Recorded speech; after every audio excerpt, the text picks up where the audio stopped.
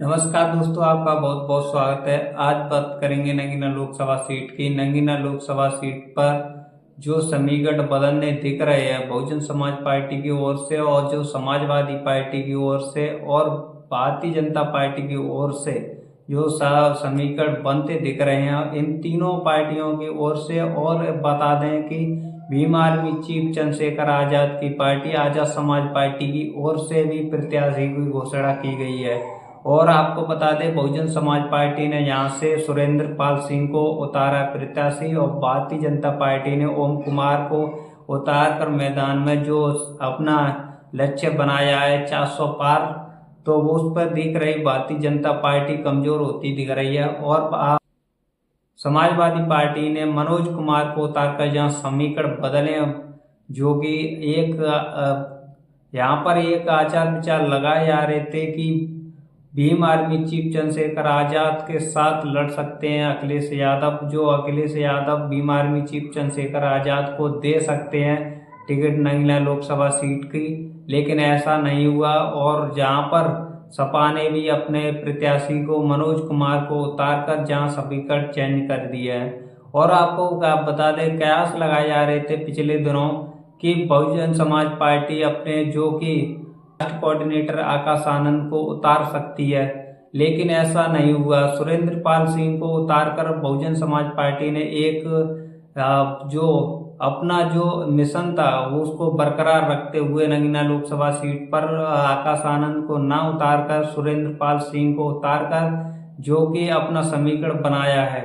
और आपको बता दें कि यूपी की 80 लोकसभा सीटों पर बहुजन समाज पार्टी की तरफ से जो 25 प्रत्याशियों की कल सूची जारी हुई थी, उसमें कम से कम सबसे ज्यादा प्रत्याशी दिखाए जा रहे थे कि उस लिस्ट में सबसे ज्यादा प्रत्याशी मुस्लिम प्रत्याशी थे। मुस्लिम प्रत्याशी सात प्रत्याशी मुस्लिम थे और अन्य जो हर एक जाति के समीकरण के हिसाब से बसपा सुप्रीमो मायावती ने समीकरण बैठाकर और प्रत्याशियों को उतारा था। और आपको बता दें कि नगीना लोकसभा सीट पर 50% से ज्यादा मुस्लिम आबादी है। 50% जो मुस्लिम आबादी है उस पर ध्यान देते हुए बहुजन समाज पार्टी ने और अन्य जो सीटों पर मुस्लिम माहौल वाली सीटों पर सबसे ज्यादा प्रत्याशी उतारकर जो समाजवादी पार्टी का वोट काटने की कोशिश की है, वो एक महत्व रखने वाली बात है। समाजवादी पार्टी को झटका देते हुए 7 प्रत्याशियों को उतारा बहुजन समाज पार्टी ने, तो नगीना लोकसभा सीट के जो मुस्लिम मतदाता हैं उनका मूड अदल बदल होता दिख रहा है। और आपको बता दें कि सबसे ज्यादा भाजपा प्रत्याशी ओम कुमार की चर्चा हो रही है, क्योंकि इस बार 3 बार चुनाव हो चुके हैं। नगीना लोकसभा सीट नई सीट है, तो इस पर 3 बार चुनाव होने के बावजूद इस पर सबसे ज्यादा समीकरण अदल बदल होते रहे हैं। और इस पर समाजवादी पार्टी भी जीत गई। और उसके बाद में जो मोदी लहर की 2014 में मोदी लहर के बीच बीजेपी ने अपना कब्जा जमा लिया। उसके बाद 2019 में सपा बसपा आरएलडी का जो समीकरण था, गठबंधन था, उसके दौरान समाजवादी पार्टी यहाँ बीएसपी के कैंडिडेट गिरीश सिंह जाटव जीते थे। यहाँ पर गिरीश चंद जाटव जीते थे। और आपको बता दें कि बीजेपी का कब्जा रहा और यहाँ पर समाजवादी का भी कब्जा रहा और यहाँ पर बहुजन समाज पार्टी का भी कब्जा रहा।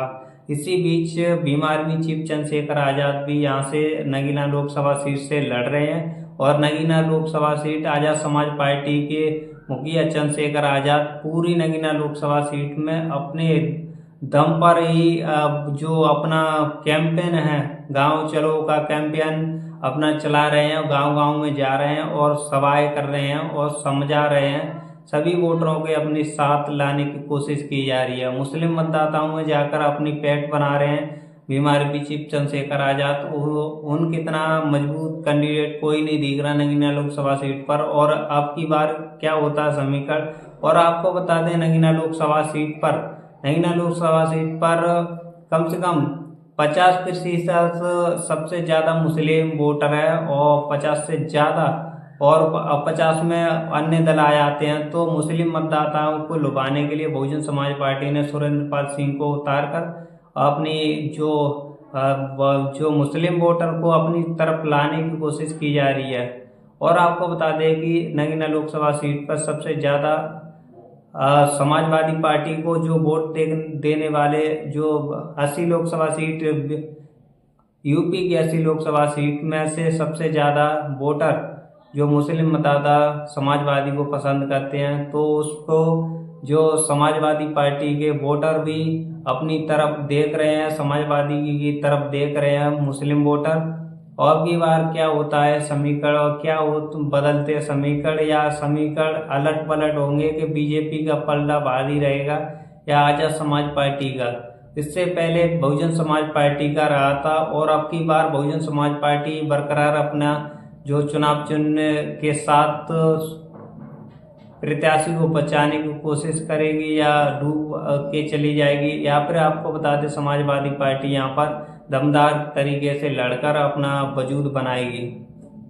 बताते हैं यहाँ पर नगीना लोकसभा सीट पर 14,93,411 नगीना लोकसभा सीट पर सभी मतदाता हैं। और उसको लेकर यहाँ पुरुष मतदाता कितना है आपको बताते हैं। यहाँ पर 7,95,554 मतदाता पुरुष हैं, और महिला की बात करें तो महिला 6,97,857 महिला वोटर है। यहाँ पर 6,97,857 महिला वोटर हैं, और इन सबको लगाकर 14,93,411 मतदाता बनते हैं। और उसमें से ज़्यादा 50% वोटर जो मुस्लिम है। इस पे आपको बात करें तो आधी आबादी यहाँ पर नगीना लोकसभा सीट पर मुस्लिमों की आबादी है।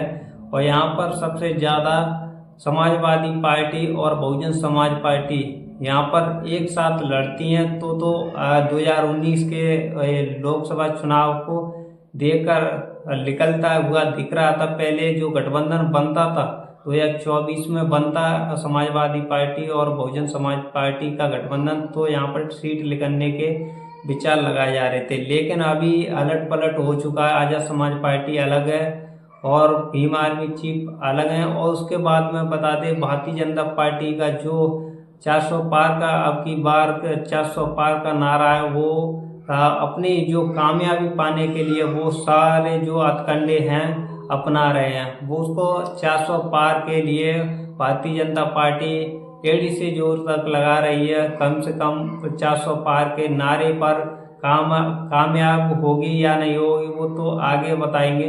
इससे पहले बता दें कि बहुजन समाज पार्टी ने सुरेंद्र पाल सिंह को उतार कर यहाँ पर एक समीकरण बदल दिया है। सुरेंद्र पाल सिंह एक यहाँ पर मजबूत कैंडिडेट माने जाते हैं। गिरीश चंद जाटव यहाँ पर पीएसपी के 2019 में जीते थे। और आपको बता दें कि सबसे ज़्यादा यहाँ पर चर्चित बात है कि आजाद समाज पार्टी के मुखिया भीम आर्मी चीफ चंद्रशेखर आज़ाद यहाँ पर लड़ रहे हैं। और Bhim army chief Chandrashekhar Azad Nagina Lok Sabha seat पर अपना प्रभाव अच्छा डालते देख रहे हैं, क्योंकि वो हर गांव में जाकर कैंपेन कर रहे हैं और वह हर गांव में घर में जाकर उनसे सलाह ले रहे हैं, उनसे बातचीत कर रहे हैं, वोटरों की बता रहे हैं, अपने चुनाव चिन्ह के बारे में बता रहे हैं। तो आजाद समाज पार्टी का पलड़ा भारी दिख रहा है वहाँ पर नगीना लोकसभा सीट पर। आपकी क्या राय है, और आपकी अच्छी राय हो या गलत राय हो तो आप कमेंट बॉक्स में ज़रूर बताएं, और वीडियो को लाइक शेयर कमेंट करना ना भूलें।